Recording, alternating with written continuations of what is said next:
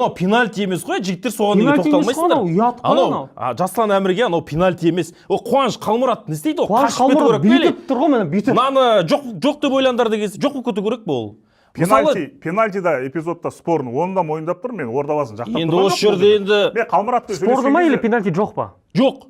Жоқ, бұл жерде енді кішкене спорный бәрібір жігіттер, оны сендер мысалға пенальти 100% болған ойындарда пенальти қойылмай жатыр, мына жерде контакт бар ғой. Жоқ, контакт бар. Иә, 50-50 шығар. Қош пенальти. 50-50 шығар. Қуанышпен сөйлесіп тұрмын ғой, ол айтып тұр, аяғымды тартып үлгердім. Өзі де бүйтіп денесін тартып үлгерді. Жоқ, сол келіп маған бәрібір контакт болып тұр ғой дейді. Мен сол пенальти бермейді ғой. Қарасайшы, варды қарасайшы деп айтып тұрмын. Ол өзі айтып тұр да, допустим, сол жерде пенальти болған шығар. Мысалы, өйткені контакт болды. Енді варды қарасайшы деп айтсам, судья көрмей тұр варды деп тұр ғой. Мысалы, одан кейін уже матчтың 90-шы минутынан кейін шын бір цирк болып кетті негізі. Матчтың 90-шы минутынан кейін негізі жанкүйерлердің бір 20-30% кетіп қалды. Мысалы, Жұматов міне еркек, мынау Атыраудың баласы өзі, іші күйіп өліп бара жатыр енді, капитан ғой. Былтыр мына болельшіктермен осы мінезі сондай, тіпті өз болельшіктермен қырылып қалып, сөйтіп өз командасын жыртылып жүрген жігіт та. Мына жерде Елханға не айтқанын білмеймін, бірақ та енді іші күйіп бара жатыр. Содан кейін барып төрешіге соңғы минут атака кезінде айтады да, бірдеңе деп қалды, сол төрешіге келді да, бұны қызыл қағаз береді. Қызыл қағаз береді да, бұны қуып жібереді.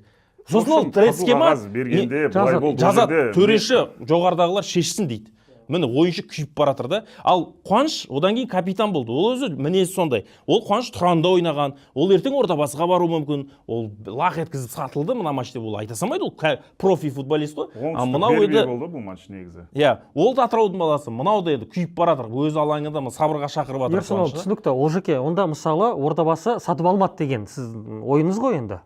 Сондай ойласыз. Төрешінің косяк айтып жарайды, былай ойлайықшы. Жоқ, сіздің позицияңыз нақтылап аласыз. Сатып алды. Жоқ, сіздің позицияңыз. Сатып алды дейік.